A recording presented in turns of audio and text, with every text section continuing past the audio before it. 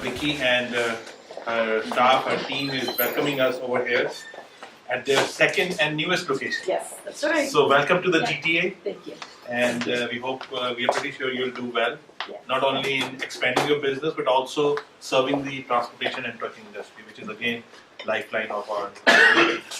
Some of the people, those who are reserved, they are on their way, they just called, but we don't want to delay it. They will join us, as they reach here. Due to the time change, I think, people feel that it's too late, but the time is still over there. Yeah. So without further ado, my colleague and well-known industry professional, Bruce Outridge, he brings unique. he brings unique perspective to the larger cause. Having been an owner-operator, driver, trainer, now into speaking circles. He's a very well-respected author as well as artist. And recently he also had a series on community television. We hosted a couple of shows. I think which were very well received. So congrats, Bruce, on your outreach towards that. You can watch TV now. I should have brought the TV. So he's everything, combined together, but again with a very valued commitment to the industry. So very pleased to have him come down and share your expertise. So over to Bruce. We'll make it as simple as possible. Just due to the fact that some of the people I'm hosting. It's simple, trust me. So let's make it a conversation and see what are the state of affairs, because the last couple of weeks have been very tough on our industry, on trucking and transportation industry. It has got a big hit, unfortunately, and everybody looks at trucking and as if we are ghosts or we are we are out of bound. But things happen, but there is scope for improvement. There is definitely need to be focused on driving, because if we listen to what OPP says that most of the incidents were due to driver inattentiveness, then certainly it's a cause of concern. We can't just distract ourselves or while driving. Driving has to be a full-time job. So over to Bruce, and I'll I intervene. Thank you, my friend. Thank you. Okay, so I know we have some new people. Yes. Mike's new again? You're new from another company. That's why. So this, for those of you who may not be familiar with Nicole, was the first time you heard of this seminar series? Yep. Okay, Well, so. I've seen it on the Facebook page. There you go. See, I knew that social media stuff was working. So we've been moving this around. So this started in 2007. Manon started this seminar series, and I remember we had like 100 people out, and you had a banquet center going, and changes with every and then he stopped it after a while. And you started your truck show series that kind of took over. So the last couple of years we've been working together to move this around. So last year we went to London, Kingston, Oshawa, Grimsby, and then we did Mississauga here as well, right? This year we decided that London and Kingston were too far out for the connections we have. So we decided to just stay with Grimsby. We did one in Mississauga here already earlier this year. Yeah. And then Vickie opened up this location. We were supposed to be in Oshawa for this event, right? And we were supposed to be last month? Yeah, in October. And so we decided that we're gonna, because Vickie opened up, that it would be good to have people come in here, and she's got this great space. So that's why we moved it to here. So the dinner is not the round table dinners some of you have been used to, but we still going to have a refreshment coming in. So Manon is with Road Stay Media Group, and Manon started this series. He, what do you do, man? He's okay. So he editor of the magazine, television host on your own television show, safety award winner with, what's the name of the group that you're with for the safety? Right. The one with Carrie, safety. They've got a name this long. And so he's been award-winning and been doing this for a long time. So this is really his series, and I'm just helping him out. So today's last time was focused on women in trucking for the Grimsby one, and the Mississauga one we did. Please help me. I'm tired. What did we focus the Mississauga one? It was not on women in trucking. We had Guy Broderick. Oh, Guy Broderick. Okay, so it was on how to get hired. Thank you. Yeah. So this one here, we thought we'd focus on owner-operators. And so we're going to go through a couple of different, we've got Chris here who's going to be interviewed, and Vickie who's going to be interviewed, and then our guest speaker, Mr. Mike Hahn, who I'm also going to interview. Mike didn't want to do it on his own, so I'm just interviewing everybody. We'll see how this works out. And then I will also, I don't know if anyone's interested in lease. We can talk about lease here as well. So we're going to start with I think independence. Ladies first. Sure. So okay, so yeah, we'll start with Vickie, and then we're gonna take a break probably because I think dinner will be. Where'd Randy go? Oh, she pizza delivery. Yeah. Okay, and then we'll get into Mike, and we'll have Chris maybe fit you in before dinner or after dinner. We'll let you sit because it's your first time here. We don't want you going crazy. So Yeah. Also, the fact that we will be using some of the clippings to further promote and showcase. So whenever you are in conversation, so the camera is rolling, but we can always edit it. Bruce is. I don't know if I can edit this face. I don't know. Okay, so Vickie, come on up here, darling. So here's what's going to happen. So Vickie owns Fleet Tax Services. They have a place in Beamsville. You've been in the trucking industry for almost 20 years now, or more. Is it more than 20? Almost 20. And so Fleet Tax Services does drug and alcohol testing, but they also have authorities as their big thing. So we're going to talk about independence. Nicole, this is for you. This is for I'm you. writing this. I know this is yeah. So we're going to talk about independent owner-operators, and then afterwards we're going to get more into a leased on, which is with Challenger or somebody or whichever company, and that's what Mike is. Because Mike, you were a leased on owner-operator, right? More so than the independent, totally independent. I was not independent. I was brokered to a company. Broker, yeah. So I always make sure that people understand the two differences, because when you say, everybody thinks owner-operators are independent, but the true independents who run under their own authorities, have their own customers, that's what Vickie helps set up. So I have more gray hair. I keep cutting mine out till it's not working for Chris. Chris is going, this is not working, man. I go over here. A long time ago. Yeah. So you work with a lot of. Well, tell us about yourself. Because I'm sure I didn't fill it. No, you did really well. Not all the did stuff really like dinner last night and stuff. Tell us about your background. Okay, yeah. So I started out trucking right out of college originally. Yeah, and then I opened up 16 years ago, Fleet Tax, and started out with just 2 small carriers, and kids were still little at that point, whatnot. And then it's slowly word of mouth.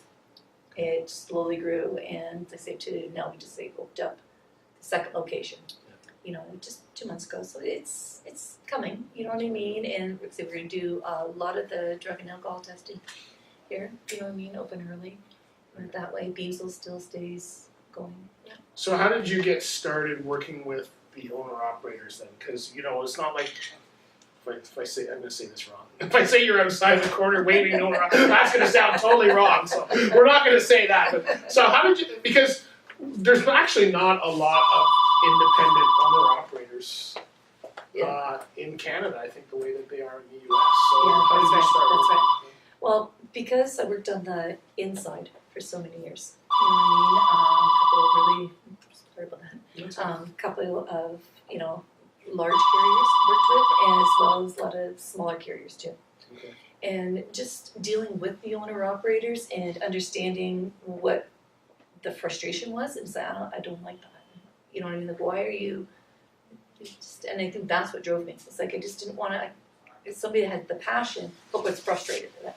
So There's got to be a fix somehow to this. So you were working for a carrier, but you were working with their owner-operator fleet to a point. Yeah, like I was on the inside. I did the authorities, as an employee. Right. That point. Okay.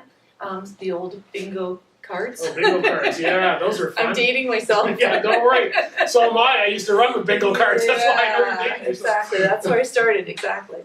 So, and you just working with them, I seen the frustration. Yeah. Right, and I say, okay, there's got to be an easier way. You love what you do, but you don't.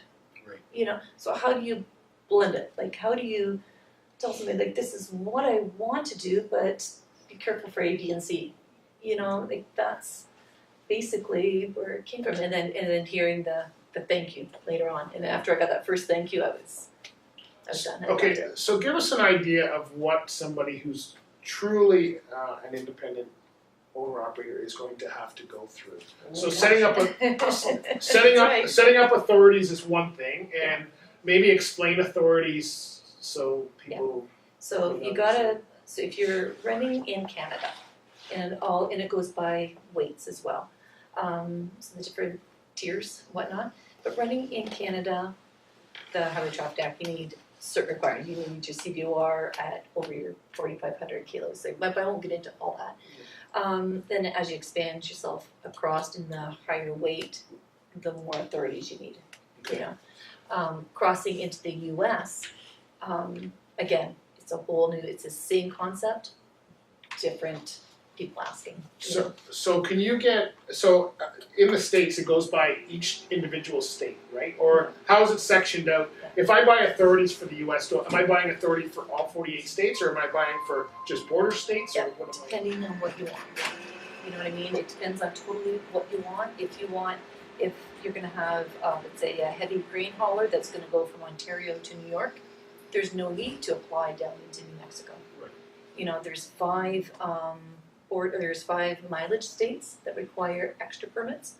You know, you're gonna, but if you're not going there, there's no sense being permitted for. Right. You know, when we do it, we set up the authority binder so that the page is sitting there. If there's no permit in that page, you don't have it. You know what I mean? So that's where the flag comes up for the curious, like, I'm just not sure what, like, or the paper's sitting in there, and it's like, I don't understand. Come on in. You're welcome. I'm not sure what this paper is. It's like a different language. You pull it out, and the cheat note is down underneath, and it just works. I find, you know, that way. It works for the drivers, but so how do they get those authorities? So do you set them up? Do they tell you where they want to run? Exactly. Or? Yeah, so we just basically sit down with them and ask them some key questions as far as like, are you incorporated? Right. Because if you're not incorporated, then you have to go through this process over again. If you decide to incorporate. Okay, so that's a good it's point. huge. So if someone wants to be a totally independent Yep. owner operator, they have to be incorporated? That's right. No, they do not have to be. They don't They have don't to have be. to be. They can still get their authority? Yes, that's Okay. right. That's Because, right. because in the industry for leased on, Yeah. a lot of them suggest you should be incorporated. Exactly. But that doesn't mean, there's a lot of owner operators that are not incorporated. That's right. Exactly. Okay, so Exactly. they don't It's have in to your best be. interest, and the Yeah. insurance, you know, it's definitely in your best interest, but it doesn't have to. Okay, You know? okay, so they're incorporated or they're decided whether they're gonna go that way, Yeah. then they get their authorities, then what do they need? Insurance? Is that Yeah, the next but step? before you get your, like, what I recommend is, the first step is get yourself incorporated. You know, or get the ball rolling and see, you know, the cost and whatnot. But the only thing that's gonna stop you or hesitate you can't go anywhere if you don't have insurance. Right. So the insurance company, they're gonna want the 3 years, you know, history and whatnot. If you can't get the insurance, or it could be the cost, or it could be like a previous claim, if there's anything that's gonna stop, it's gonna be the insurance. Right. So, and it doesn't cost anything other than your time, like there's no monetary fee to get a quote. Right. So go there, get a quote, get that contract, you know what I mean, that yes, you are insurable, get that, and then go ahead with then at that same time, get your corporation going, and then go and get your CVOR to get yourself out of Ontario, or to run in Ontario, I'm sorry. Yeah. And then you wanna base yourself out there, Okay, so we need incorporation, we need and insurance is authority, the, and we need insurance. yeah, insurance comes first though, Okay, right? and do you do all of that for an owner operator? Yeah, So you don't do you, insurance, no. okay, so if I'm an owner operator, I have no idea where to get insurance, where do I go? Where do I start? Do I just start so- phoning It- insurance agent? There's Yeah. only 100 million of them, Yeah, so. yeah. Well, a lot of people coming in, like we can recommend, you know, people that work well, you know what I mean, back and forth, and that we do. But coming in, a lot of the times say, hey, I've already talked to so-and-so, but, you know, the options are all out there, you know, that way. So we refer, and for insurance companies, we refer everything that it requires, say, here, these are your options that you can use. Right. You know what I mean, just to guide them along. And then whatever insurance, we can't give any advice, or we won't give any advice as far as insurance, because if we were to make any change or whatever, you go outside, you change your insurance policy, well, we're oblivious to it, here's the policy, but it could be cancelled. So, Do you have an idea of how much insurance costs? it depends on what you're getting. Okay, so let's just Yeah. just a ballpark. So let's just look at possibly a standard tractor trailer. Let's say you have 80,000 and you run. How does it Depending go? on if you're gonna get into it, what I like to tell everybody is what you had on, like depending on where you are at, you know what I mean, you're still gonna wanna get your quote. Right. You know what I mean? If you base 25%, you are covered, you've got a good coverage, which is high. You know what I mean? It's really, really high. But that's gonna give you your coverage for all the other things that could, and what's left over is gonna give you your slush fund or your fund money. So what's the 25% based on? What does that mean? On your revenue, on your total.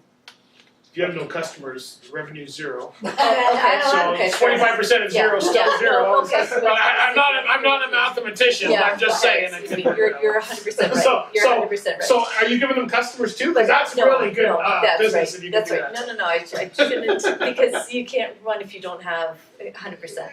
Yeah. Yeah. So I can't get, for me to give out quote, it's too hard, depending on, you know what I mean? So Like, it's say you're looking based at on the 10,000. amount of revenue, if I'm understanding, it's Exactly. based on the amount of revenue What you you're have. carrying, it's a loaded question, you know what I mean? Like, Oh, way to go, that's a nice one, it's a loaded Yeah. question, I like that. Cause they gotta be Yeah. loaded to get. Yeah, but when you're Okay. running, if you can't, if your revenue coming in isn't gonna be, and your insurance is gonna be 25%, that's revenue you're gonna need. So that's kind of Okay. where I'm steering that question, So you they know what I mean? have to, it'll based on your revenue and where you're Exactly, at. because you Okay. still need your fuel, you have all your other expenses that are there.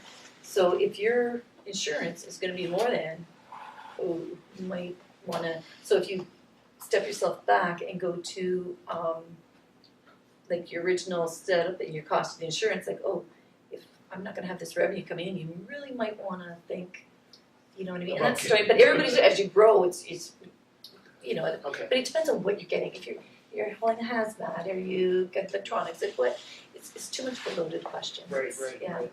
So you must, with 16 years of business, you must have owner operators and fleets that have been with you Yeah. since basically From when the you said. beginning, Yeah, so what's the biggest struggle that you see a lot of them go through? You know, once they get past that startup phase, which sounds Yeah. like it Yeah. could be very, very, a lot of variables. Yeah. What do you see them struggle with going forward after that? Change in the industry. Keeping up with change in Yeah. the industry? Keeping up with change in the industry and keeping up with their invoicing and the admin and the things. Okay, okay. And that's why, like on our end, and I think that's why we've grown so much, is I say mother the companies. You know, so either like some people, some carriers would like to look after all their renewals themselves. You know what I mean? So your if just coming up or whatever's coming, just to cut costs, which that's fine. But that's fine. If you're gonna be under our umbrella, we have to have a copy of that renewal come through. Because we let the MTO know, everybody that we deal with. You know what I mean? So they know that they're under our umbrella. So I don't want a bad like, what's this guy doing running what's this carrier doing? Sorry guys. So with what and without saying any names, what's the average size fleet that you might deal with? I would say 10 is the majority. 10? I've got 40, I would say 40% with 10 or under. They're just about to go to fleet size. Okay. You know what I mean? That's the majority, and then we go to 40 units. Right. Like right. there's, you know, there's a lot that way. As far as I'd say, 15% would be solo independents. Yeah. All right. So Yeah, you can do so the that- same thing with one truck. You have 100%. one truck fleets, and Yeah. then you have Yeah. the ones that are That's going right, over that's 10. right. And then what we'll do, like we'll send out an email to people and let them know like this is changing or this is coming up. And we don't send out a lot of emails. But so when an email does come out, it's like, something's going on. You know what I mean? Like, there's something coming through. Like, be aware. Like this is. Now the independents are they're responsible for their own safety training and keeping up with the changes in the industry and following the regulations, but keeping up with the changes. Or do you do that for them? How do they get that? If somebody owns one or two trucks, how do they keep themselves up to date? It's different when you have a company saying safety training's happening this weekend, but Yeah. what do you So do? what we do, like I say, we will send them through as far as training. The plate holder is who's responsible. Ultimately, is responsible for the training. Right. So as far as your logs, your education that way, we do send out training. You know what I mean? Like options that are available, but we can't enforce any. You know what I mean? We can recommend. Yeah. You know what I mean? That way, and like I say, the seminars, and we do different workshops and that. Right.